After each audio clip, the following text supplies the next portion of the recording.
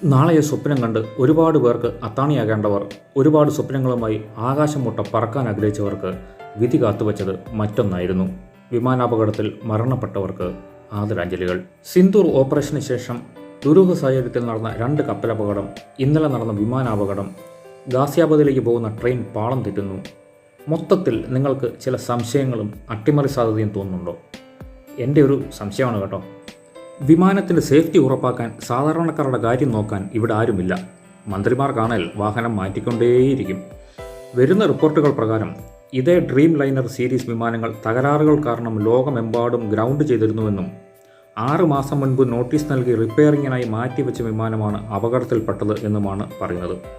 മറ്റു ചില റിപ്പോർട്ടുകൾ പറയുന്നത് ഇന്ത്യയെ അസ്ഥിരപ്പെടുത്താനും India is no more a safe place എന്ന് സ്ഥാപിക്കാനും ചില അദൃശ്യ ശക്തികൾ പ്രവർത്തിക്കുന്നു എന്നാണ്. ഈ അപകടങ്ങളൊക്കെ സംഭവിക്കുന്ന സമയമാണ് പല അട്ടിമറി സംശയങ്ങൾക്കും പ്രേരണ നൽകുന്നത്.